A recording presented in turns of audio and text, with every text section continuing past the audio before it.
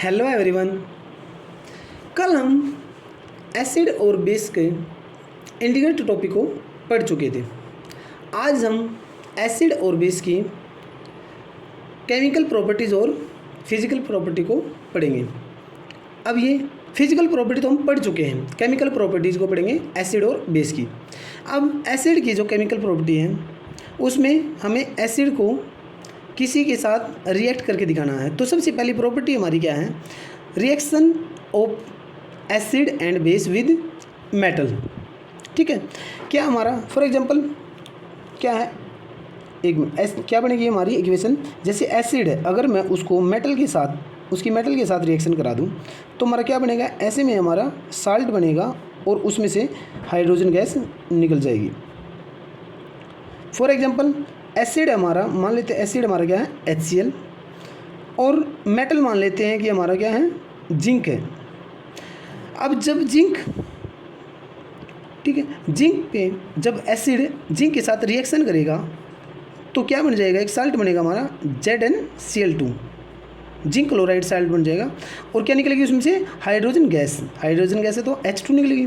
ठीक है, अब इसको बैलेंस कैसे करेंगे? यहाँ पे देखो, जिंक इस साइड कितना है? 1, उस साइड कितना? 1। ठीक है, क्लोरीन रिएक्टेंट साइड कितना?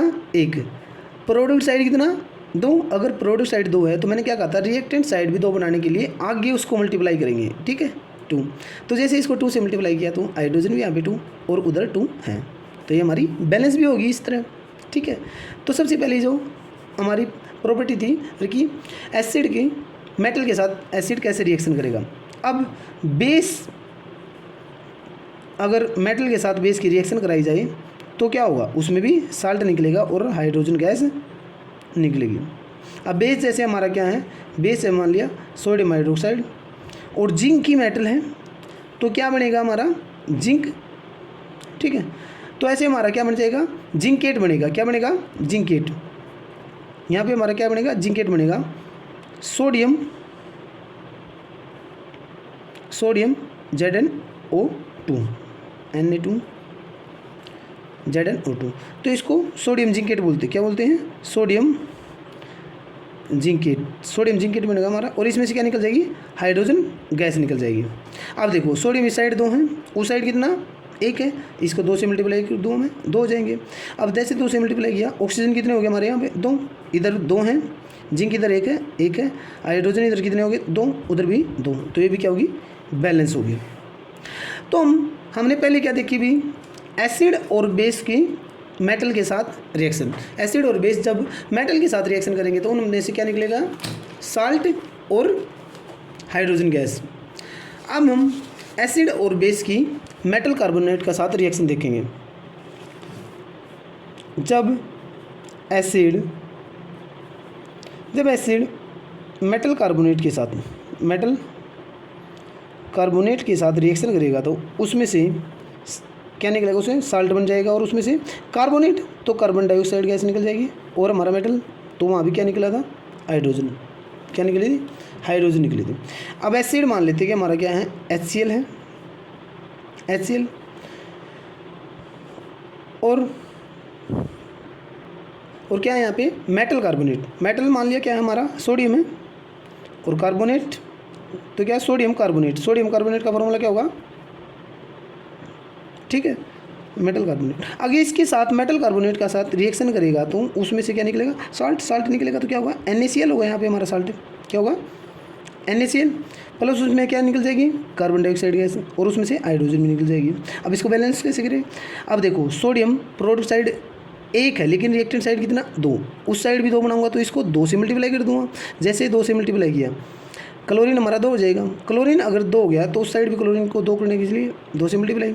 अब देखो सारा टोटल, हाइड्रोजन 2, उस साइड भी 2, क्लोरीन 2, यहाँ पे क्लोरीन, यहाँ पे भी 2, सोडियम यहाँ 2, यहाँ 2, कार्बन यहाँ 1, कार्बन 1। ऑक्सीजन इधर कितना है? ऑक्सीजन इधर कितना? 3। ठीक है, तो उधर भी क्या होगा? ऑक्सीजन कितने हो जाएंगे? 3। सॉरी भैया, यहाँ पे क्या निकलेगा? इसमें वाटर निकलेगा। इसमें क्या निकलेगा? वाटर निकलेगा। ठीक है, ऑक्सीजन 3। ओके, अब बेस की बात करें। अगर बेस की बात करें तो बेस मेटल कार्बोनेट के साथ रिएक्शन नहीं करेगा, मेटल कार्बोनेट के साथ बेस रिएक्शन नहीं करेगा। अब नेक्स्ट प्रॉपर्टी क्या है कि reaction of acid and base with each other. अगर मान लिया एसिड जब बेस के साथ एक दूसरे के साथ रिएक्शन करेंगे तो क्या बनेगा, हमारा साल्ट बनेगा और क्या निकल जाएगा, वाटर निकल जाएगा। ठीक है, मान लिया एसिड क्या हमारा HCl, बेस क्या हमारा NaOH। जब इन दोनों ने रिएक्शन किया तो क्या बना, हमारा साल्ट बना NaCl और क्या बच गया उसमें, देखो NaCl बन, अब क्या बच गया OH और H, क्या है वाटर। ठीक है, तो जब एसिड और बेस एक दूसरे के साथ रिएक्शन करते हैं तो उसमें से साल्ट निकलता है और वाटर निकलता है, और इसी रिएक्शन को हम क्या बोलते हैं, neutralization reaction. When acid react with base form salt and उसमें से वाटर निकल जाएगा, तो इसको क्या बोलते हैं, neutralization reaction. Okay, it involve H positive and OH negative ion to generate water. इसमें H पॉजिटिव और OH नेगेटिव, जैसे H पॉजिटिव यहाँ पे है, OH नेगेटिव यहाँ पे है, तो वाटर निकलने के लिए दोनों चीज़ें उसके पास। ठीक है, अब reaction of metallic oxide with acid.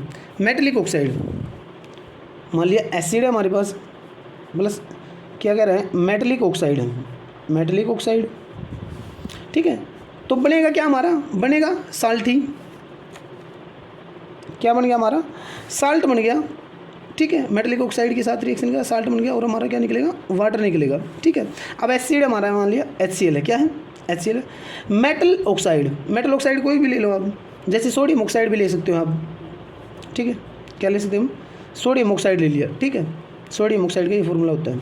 ठीक है, अब क्या कह रहे हैं, हमारा साल्ट बनेगा तो क्या बनेगा, NaCl बनेगा और निकलेगा उसमें से क्या, वाटर निकलेगा भी। अब देखो बैलेंस करेंगे इसको, अब Na2 जो सोडियम है रिएक्टेड साइड है, 2 हैं तो उस साइड भी 2 बनाऊंगा तो 2 से मल्टीप्लाई किया तो क्लोरीन भी 2, क्लोरीन इस साइड 2 तो इस साइड 2 बनाऊंगा तो 2 से मल्टीप्लाई, जैसे 2 से मल्टीप्लाई किया तो हाइड्रोजन 2 और ऑक्सीजन हमारा ये क्या होगी, बैलेंस होगी।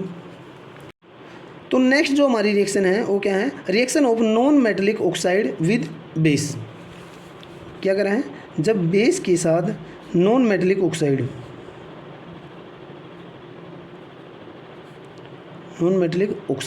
ठीक है, जब बेस के साथ नॉन मेटलिक ऑक्साइड रिएक्शन करेंगे तो उसमें से भी साल्ट निकलेगा और वाटर निकलेगा।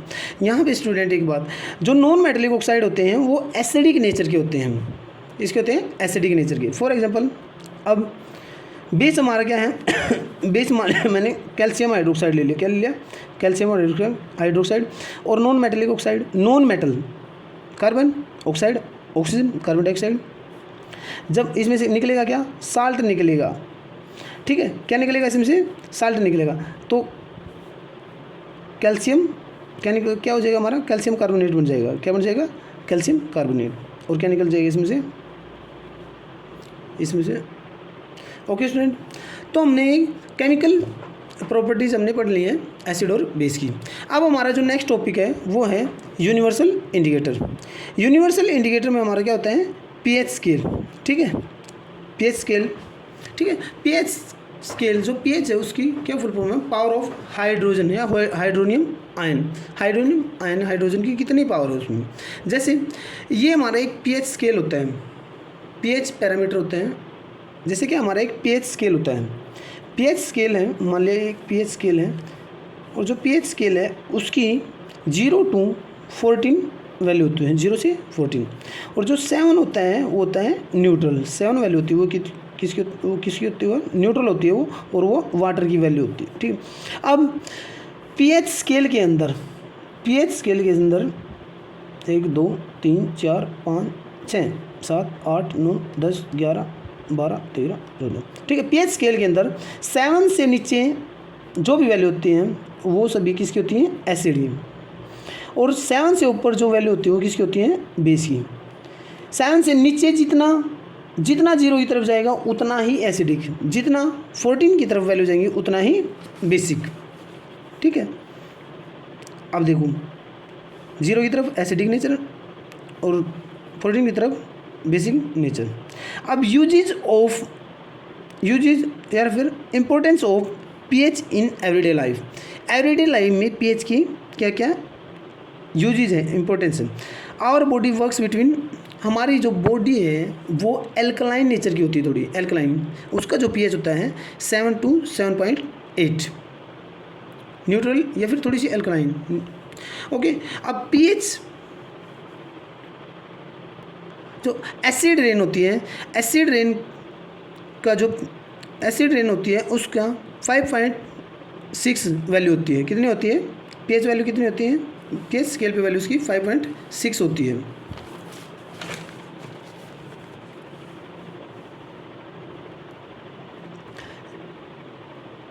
जो हमारा स्टमक है, स्टमक के अंदर क्या होता है, HCl निकलता है, आपको पता है, हम 10th क्लास में पढ़ेंगे, आपने लास्ट, हम आगे पढ़ेंगे, एक चैप्टर आएगा हमारा उसमें।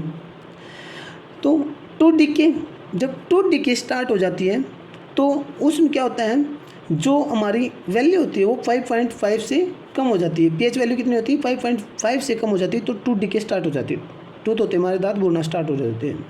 Plants need specific pH value for their healthy growth, ठीक है, उनकी हेल्दी ग्रोथ के लिए पीएच वैल्यू उनकी स्पेसिफिक होती है कुछ, ठीक है। अब नेक्स्ट जो, ठीक है, अब नेक्स्ट क्या बता रखा है इसने, आंट स्टिंग में, ये हमने पीछे पढ़ लिया था, फॉर्मिक एसिड होता है, बी स्टिंग में मेथोनिक एसिड। अब हमारी यहाँ पे 2-3 वैल्यू थी वो जरूरी थी, एक तो एसिडिक रेन की है, एसिडिक रेन की क्या करा था 5.6 से कम, और जो टूथ डिके उसकी वैल्यू 5.5 से कम, ठीक है, उसकी भी 5.5 से कम है। और क्या थी हमारी बॉडी की, वो कितने पे वैल्यू 7 से 7.8 तक। अब हमारे साल्ट, लास्ट टॉपिक हमारा, हमारे साल्ट भी। सबसे पहला जो हमारा साल्ट है, केमिकल फार्मूला ऑफ साल्ट, ठीक है, साल्ट के केमिकल फार्मूला, सबसे पहला जो हमारा साल्ट है वो है सोडियम हाइड्रोक्साइड। कौन सा है, सबसे पहला हमारा क्या है, sodium hydroxide, sodium hydroxide NaOH, sodium hydroxide. When electricity passes through an aqueous solution of NaCl, decompose to form NaO. जब NaCl के aqueous solution यानी कि पानी उसके साथ में aqueous solution है उसका, NaCl के aqueous solution से जब इलेक्ट्रिसिटी पास कराई जाती है, इलेक्ट्रिसिटी जब पास कराई जाती है तो वो किस में, सोडियम हाइड्रोक्साइड में टूट जाता है और उसमें से क्लोरीन और वाटर निकल जाता है। ओके स्टूडेंट, अब इसके यूज, सोडियम हाइड्रोक्साइड है उसके यूज क्या है, सोडियम, अब मैंने स्टार्टिंग में भी बताया था कि जो सोडियम हाइड्रोक्साइड है to make soap and detergent में और सोप में पाया जाता है। इन पेपर मैन्युफैक्चर में, इन ऑयल रिफाइनिंग में इसका यूज होता है। इन पीवीसी मैन्युफैक्चर में आल्सो यूज्ड एज पेस्टिसाइड में भी इसको यूज किया जाता है। सेकंड जो साल्ट हमारा वो है ब्लीचिंग पाउडर। कौन सा है सेकंड साल्ट, ब्लीचिंग पाउडर का फॉर्मूला हमारा है CaOCl2, ठीक है। It is produced by the action of chlorine on dry slaked lime. जो हमारा स्लेक्ड लाइन है, फर्स्ट चैप्टर में मैंने स्लेक्ड लाइन का फॉर्मूला बताया। स्लेक्ड लाइन का फॉर्मूला इंपॉर्टेंट है। स्लेक्ड लाइन का फॉर्मूला क्या होता है, कैल्शियम हाइड्रोक्साइड, ठीक है। जो कैल्शियम हाइड्रोक्साइड इसका कॉमन नेम है स्लेक्ड लाइन। वो कह रहे हैं स्लेक्ड लाइन पे जब क्लोरीन क्या कर रहा है, it is produced by the action of chlorine on the slaked line, dry slaked line. जब इस क्लोरीन की जब इसके साथ रिएक्शन होगी तो क्या बनेगा हमारा, कैल्शियम ऑक्साइड, ठीक है, कैल्शियम ऑक्सी क्लोराइड बन जाएगा हमारा, जिसको ब्लीचिंग पाउडर बोलते हैं। और इसमें से क्या निकल जाएगा हमारा, वाटर निकल जाएगा। अब जो ब्लीचिंग पाउडर है उसके यूज क्या हैं, bleaching cotton and linen in industry, cotton industry के अंदर यूज होता है। ब्लीचिंग का वुड पल्प इन पेपर फैक्ट्री में यूज होता है। ऑक्सीडाइजिंग एजेंट के रूप में यूज होता है केमिकल इंडस्ट्री में। डिसइंफेक्टिंग ड्रिंकिंग में भी ब्लीचिंग पाउडर का यूज होता है। अब जो नेक्स्ट साल्ट हमारा है वो है बेकिंग सोडा। बेकिंग सोडा जो इनों में भी पाया जाता है, NaCO3, सोडियम बाइकार्बोनेट भी बोल देते हैं इसको, बेकिंग सोडा। बेकिंग सोडे का फॉर्मूला होता है NaCO3, ठीक है। जब हम सोडियम क्लोराइड की वाटर के साथ कार्बन डाइऑक्साइड गैस और अमोनिया के साथ रिएक्शन कराते हैं तो हमारा बनता है अमोनियम क्लोराइड, और उसमें से निकलता है हमारा सोडियम बाइकार्बोनेट। सोडियम बाइकार्बोनेट इस प्रोसेस से बनता है। अब इसके यूज, सोडियम बाइकार्बोनेट के यूज, जो सोडियम बाइकार्बोनेट है ये यूज होता है as a ingredient antacid. Antacid के अंदर इंग्रेडिएंट के रूप में यूज होता है। In fire extinguisher, fire extinguisher में इसका यूज होता है। For making baking powder, baking powder बनाने के लिए इसका यूज होता है। बेकिंग पाउडर बनाने के लिए भी इसका यूज होता है। और बेकिंग पाउडर के और use in bread and cakes to make it soft and spongy. जो ब्रेड और केक होते हैं इनको स्पॉन्जी बनाने के लिए और सॉफ्ट बनाने के लिए भी हम बेकिंग पाउडर का यूज करते हैं। अब नेक्स्ट हमारा जो फोर्थ है वो है वॉशिंग सोडा। क्या है? Washing soda. आपको नाम से ही पता चल जाएगा, वॉशिंग सोडा। इसका फॉर्मूला आता है Na2CO3 × 10H2, ठीक है। अब ये बनता कैसे है? क्या कर रहा है? Recrystallisation of sodium carbonate gives washing soda. Sodium carbonate की उसको रिक्रिस्टलाइजेशन कर दिया जाए, सोडियम कार्बोनेट इंटू ये प्लस 10H2, अगर इसमें पानी मिला दिया जाए और फिर उसको क्या करें, हम उसको क्रिस्टलाइजेशन कर दें, उसको क्रिस्टल बनाएं, तब हमारा ये फॉर्मूला बनेगा इंटू 10H2, ठीक है, वॉशिंग सोडा। अब इसके यूज क्या है भाई? वॉशिंग सोडा का कहाँ यूज होता है? In glass, soap and paper industry, manufacturing of borax, cleaning agent in houses में क्लीनिंग एजेंट के रूप में काम करते हैं हम उसका। रिमूविंग हार्डनेस ऑफ वाटर की हार्डनेस को ख़त्म करने के लिए भी हम वॉशिंग सोडा का यूज़ करते हैं।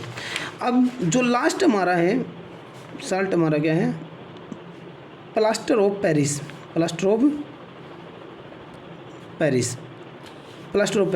POP। प्लास्टर ऑफ पेरिस का जो फॉर्मूला होता है वो होता है CaSO4 × H2। ये होता है हमारा प्लास्टर ऑफ पेरिस का फॉर्मूला, कैल्शियम सल्फेट × H2। जब कैल्शियम सल्फेट इनके प्लास्टर ऑफ पेरिस के अंदर जब पानी का 1.5 मोलिक्यूल मिला दिया जाता है तो कितने मोलिक्यूल बन गए? 2, कैल्शियम सल्फेट × 2H2। तो जब 1.5 मोलिक्यूल पेरिस ऑफ प्लास्टर में मिला दिया जाता है तो हमारा बनता है जिप्सम। क्या बनता है? हमारा बन जाता है gypsum.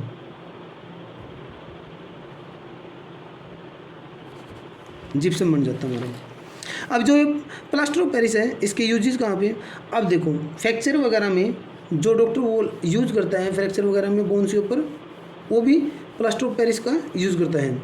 Doctor using to support fractured bones for making toys, decoration material के लिए, टॉयज बनाने के लिए, फॉर सरफेस स्मूथ के लिए।